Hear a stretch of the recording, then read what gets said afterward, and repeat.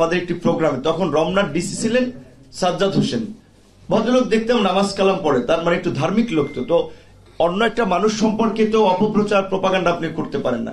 আমাদের মিছিল ছিল এবং সেও সম্ভবত ঢাকা বিশ্ববিদ্যালয় থেকে পড়াশোনা করেছে। আমি তখন রানিং ডাকসুর ভিপি, আমরা মিছিলটা করলাম। সে দেখলাম এসে তার ফোর্স নিয়ে যে এটা কিসের মিছিল, এটা জঙ্গি জামাত শিবির, এদেরকে পেটাও। মানে এই যে একটা ট্যাগিং তারা চালু করেছিল এবং এইটাকে ন্যারেটিভ, এই ন্যারেটিভ তো এই সরকারের সাথে যারা সংশ্লিষ্ট ছিল, বিশেষ করে একদল অন্ধ অনুসরণকারী, তারা কিন্তু সর্বত্র এই ট্যাগিং দিয়ে মানুষকে নানানভাবে হয়রানি নাজেহাল করেছে। এবং সবচেয়ে দুঃখজনক হচ্ছে এই যে আমাদের দেশের প্রবাসী, তারা আমার দেশের মানুষ, তাদের বিরুদ্ধে যখন আমি কমপ্লেন দেই যে তারা জঙ্গি, উগ্র, স্বাধীনতা বিরোধী, তাহলে সে পাসপোর্ট নিয়ে কিভাবে দেশের বাইরে গেল, তাহলে তার পাসপোর্টটা কিভাবে ছিল, এইটা ওই দেশে আমাদের ভাবমূর্তি ক্ষুণ্ণ হয় না? তাহলে এই রকমের দেশের ভাবমূর্তি তো প্রকৃত অর্থে গত 15 বছর এরা ক্ষুণ্ণ করেছে। বিএনপি কিংবা জামাত করার সুবাদে কত মানুষকে নানানভাবে হয়রানি করেছে।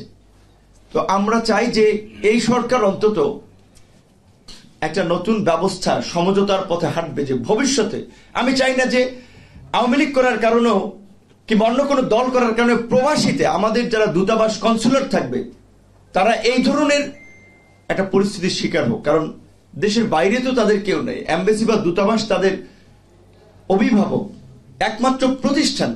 তারা যদি তার নাগরিকদেরকে ওন না করে তাহলে তার যাওয়ার জায়গাটা কোথায়? তো এটা বললাম এই কারণে যে আমি কোনো প্রবাসী দেশের বাইরে এবং দেশের বাইরে এই বিভাজন এবং বিভক্তি আমরা দেখেছি। আমাদের দেশের প্রধানমন্ত্রী গেলে এন্টি পার্টির লোক যারাই থাকে কি কুরুচিপূর্ণ ভাষায় স্লোগান দেয়, এটা উচিত না। দেশের প্রধানমন্ত্রী, রাষ্ট্রপতি কিংবা এবার আমাদের ডক্টর মোহাম্মদ ইউনূস গেল, তার এমন কোন মানুষ আছে যে তাকে সম্মান করে না তার কর্মকাণ্ড, ব্যক্তিত্বের কারণে, তার গুণের কারণে আন্তর্জাতিক মহলে সম্মানিত। খুবই দুঃখজনক কিছু লোককে দেখলাম, পড়াশোনা পারিবারিক লেভেল নিয়ে নিশ্চয়ই আমাদের সন্দেহ আছে যে কোনো ভদ্র পরিবারের সন্তানরা, যাদের ভালো শিক্ষা আছে, এই ধরনের মানুষকে ঘুষখোর, যেটা শেখ হাসিনার ন্যারেটিভ ছিল, এবং কি বাজে ভাষায় তারা কথা বলেছিল। তো আমি বলবো প্রথমত বাংলাদেশী হিসেবে দেশের মধ্যে যাই করেন দেশের মধ্যে করেন, মারামারি কাটাকাটি আন্দোলন সংগ্রাম দেশে করেন, বাইরে সবাই বাংলাদেশী হিসেবে থাকেন দেশের প্রশ্নে, দেশের মর্যাদার প্রশ্নে। দ্বিতীয়ত আজকের যে বিষয়টি আলোচনা হয়েছে, আমার কাছেও তাদের একটা প্রতিনিধি গিয়েছিল, আমি জানতে পারিনি, 2-3 দিন আগে জানতে পারলাম যে আরো 300, আমার কাছে বলেছিল 74 জন, এখন জানলাম 357 জন। এখন আমরা জানি না তাহলে 57 জন মুক্তি পেয়েছে, নিশ্চয়ই সরকারকে ধন্যবাদ দিতে হয়। মধ্যপ্রাচ্যের আইন কানুন এত কঠোর রাজতন্ত্রের কারণে সেখানে 57 জনকে মুক্ত করেছে।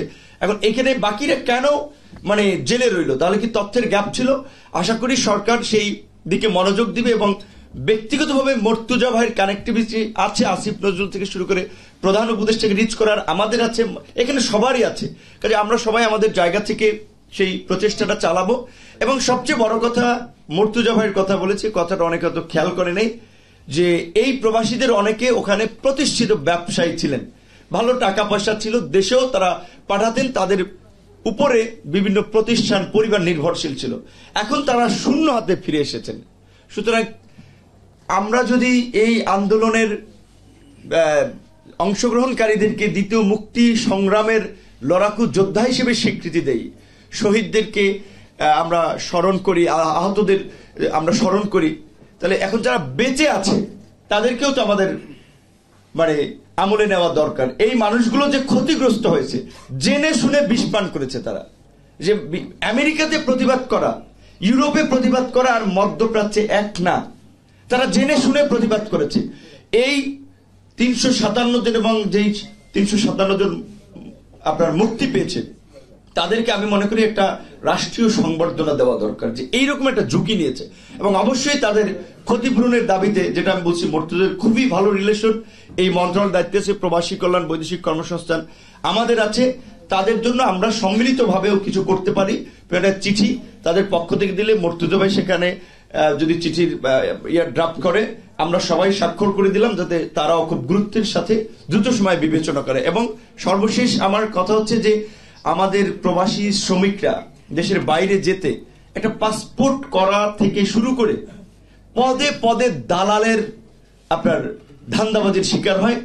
এবং সবচেয়ে বড় কথা হচ্ছে যেখানে 1 থেকে 1.5 লক্ষ টাকায় মালয়েশিয়া কিংবা মধ্যপ্রাচ্যে যেতে পারে, শুধুমাত্র সিন্ডিকেট করার ফলে সেটা 5 থেকে 7 লক্ষ টাকায় গিয়ে পৌঁছায়।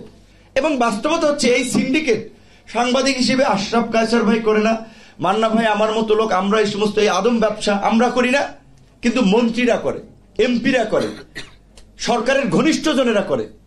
এই আদম ব্যবসায়ী সিন্ডিকেটের আমার মনে হয় যে এখন কবর রচনা করার সময় এসেছে। হাই প্রোফাইলের লোকগুলোতে যুক্ত, কারণ এখন তো কাঁচা টাকা।